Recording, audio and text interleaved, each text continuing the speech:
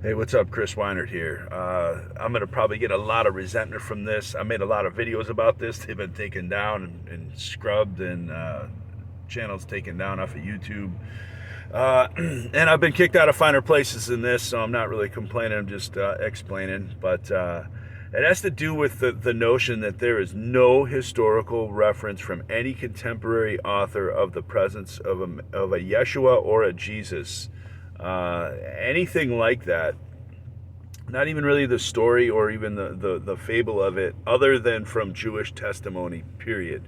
And it comes out of Alexandria, Egypt, and they build it up in the first, second, and third centuries, and then translate it from Hebrew into Greek, and then eventually flood Europe, conquer by cross and sword through the papal army.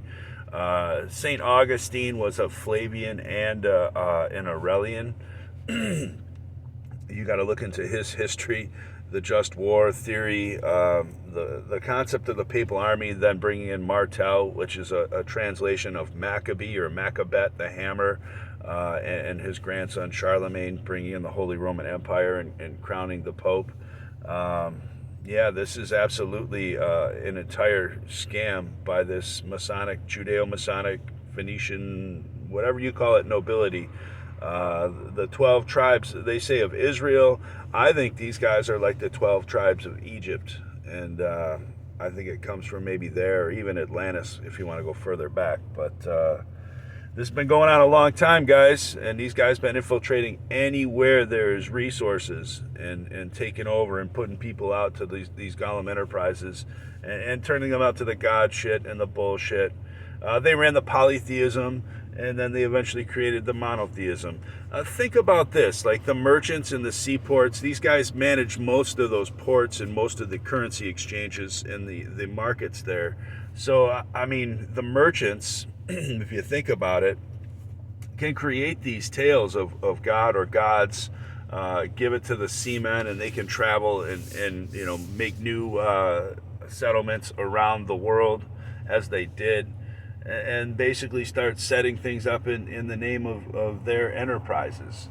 This is what I'm saying. Like the Israelis take the credit for this, but I don't think it's Israelis. I don't think these guys were Jews. I think they were something different. And like I say, this is an aristocracy from Phoenicia or Tyre or Troy even and beyond. They're the royals of Mycenaean Greece.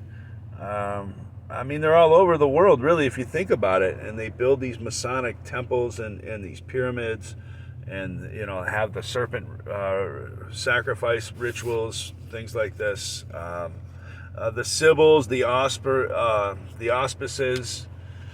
These people, the augurs, as they were called, they would actually read the entrails of these animals and have some sort of a worship for that. And, the rolling of the dice, the casting of lots. Even the concept of decimation in the times of Decimus was put forward by these guys. When they couldn't afford to pay for their standing army, they decided to draw lots and kill 1 out of 10. They're doing similar things now, maybe just not as fair or as arbitrarily. They're kind of fooling people by their own gullibility into their own graves. And they're exempt from any legal prosecution because they've usurped all means of recourse, basically, and control the finances, just as they always have. Like I said in many videos, if you look back to the triumvirate of Rome, Crassus and Pompey were both funded by Aristobulus II and John Hyrcanus II. And these were the temple priests, basically, of Jerusalem. So yeah, this is before they were even called Jews. They didn't even have the letter J back then. And, they had different names, but they're the same people. They changed their names and throughout empires. Someone was saying that they were kicked out of like 100 and some odd 30 empires. I can name 1,000 easily, and I've seen somebody else put a video out about it too, finally, and that's good. But yeah, historically, these guys, maybe under different names, have been kicked out of just about everywhere. And if you even get into the disputations of the Talmud, that was a controlled opposition dialogue in the 12th century, because both sides were basically controlled and run by the Hebrews, the Jews. So Yeah, one guy was posing. I think his name was Charles Danan. Was posing as a Christian, but yeah, these assholes. They just spies of Joshua. They infiltrate. They swear allegiance to whatever cause they pretend to be a part of.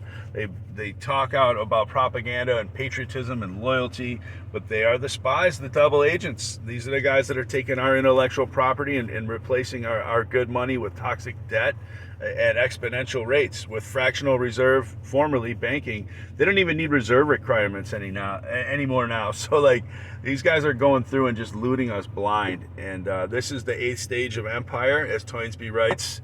And I just hope that people really see this for what it is and maybe get off their ass and put their foot down. You know, the whole concept of them inventing Christianity is to make a better victim, to make a better slave. You know, they preach and teach to tell you to turn the other cheek so they can steal your fucking wallet too. Unbelievable. And people fall for it. Better yet, they dive in after it and shove people out of the way to get there first. So, yeah, the zealot is being abused. That kind of love is abused by these people. And it's a damn shame because if you give a zealot the truth, I think that they could have the potential to be a good person. But if you feed them nothing but the deception, they're going to be wicked and thinking they're good. And it's the ultimate betrayal of your soul's judgment, we'll just say. And these guys know it too, and they're sending you into certain doom and to the reincarnation loop and all that shit. It's part of the cycle. And I don't know what they get for this, whether it's like credit card miles or just, you know, all the bullshit, you know, maybe just see the look on your face knowing they don't ever have to worry about a fucking thing. They ain't gonna go to jail. Nobody's ever gonna have any recourse against them legally, right? This is why sometimes good men have to break the law. And I think that, you know, us still paying taxes to these guys for all this is almost like a version of Christianity. It's a Stockholm syndrome, a psychosis. And it needs to really be questioned, in my opinion.